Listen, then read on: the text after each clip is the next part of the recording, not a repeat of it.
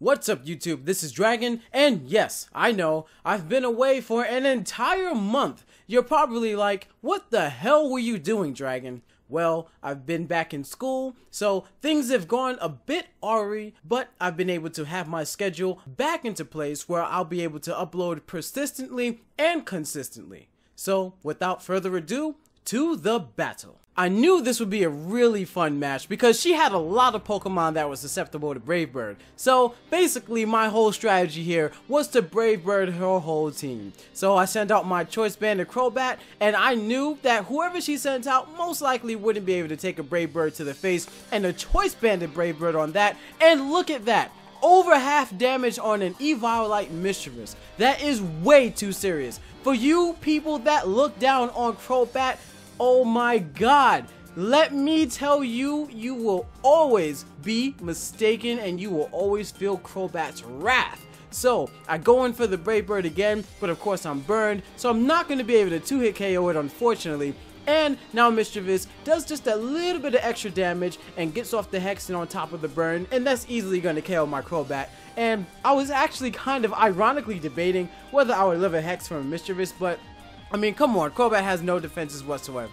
You know, ironically, I was debating whether I was switching to Talonflame at this point, but that would have been a little bit too much, and then I knew that my opponent would have the next Pokemon that you're going to see come out, and I wanted to be at full health because, well, what you're about to see is going to be something that I really took into consideration, which is this Mawile, and now the Intimidate comes in and it lowers my attack, so I'm like, okay, I know I'll be able to Flare Blitz it and then be able to two-hit KO it at least, and I'm starting to see Mawiles have a very unique move, or Mega Mawiles in particular, have a very unique move, and I'm used to like Sucker Punch, Iron Head, and Play Rough, and some other move, maybe even Swords Dance, but he comes with the Stone Edge and Oko's my Talonflame. Now at this point, I'm just like, alright, I probably lost, because now all I have is Blissey, and there's nothing I can do.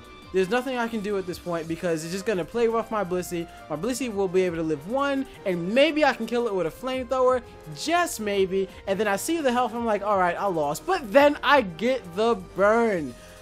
What? Way too lucky. Way too lucky. I know my opponent is heated. Oh my god. Yes, puns. Yes, puns for you guys. Puns for you.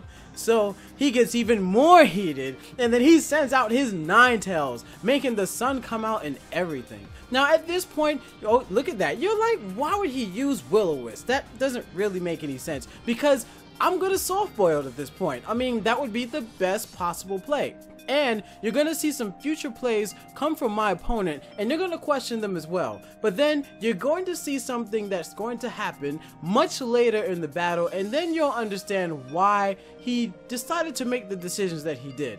So he goes for the Solar Beam, and at this point, I'm like, okay, so most likely my opponent knows that she probably lost, and it's just kind of going through the motions of like slowly chipping away at Blissey, having fun with it, solar beaming it, probably doing some damage calculations or something. So I go for the Toxic because I know Ninetales do like to put people to sleep and then use Nasty Plot and Fire Blast and then just wreck entire civilizations. So I did not want to be in that position where I would be doing no damage to that Ninetales, and while it's like putting me to sleep or something. And then of course, you know, like well, then again, nobody really uses Hypnosis anymore, especially in this generation, because like Hypnosis has almost no accuracy whatsoever. Like you would have a better chance of using Zap Cannon, and Zap Cannon is like 50% accuracy, and I think like Hypnosis is like 55% in this generation, but honestly it's just not even worth it. So now I'm just burned and I'm taking chip damage from the burn,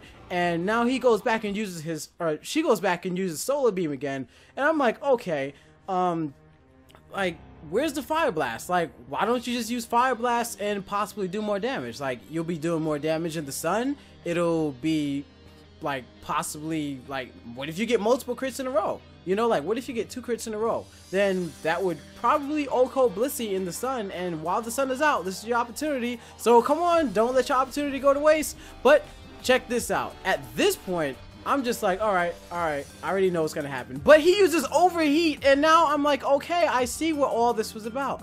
You use overheat, and you wanted to do some damage and possibly like bait me into like not doing something, but I don't really know. She should have used overheat in the beginning when she first encountered my Blissey with her Ninetales, because then it would have had a higher chance of killing it. But nonetheless, it was an interesting battle to get back into the flow of things, and now that I have a much better time schedule, you'll be seeing more from me. Well, see you later.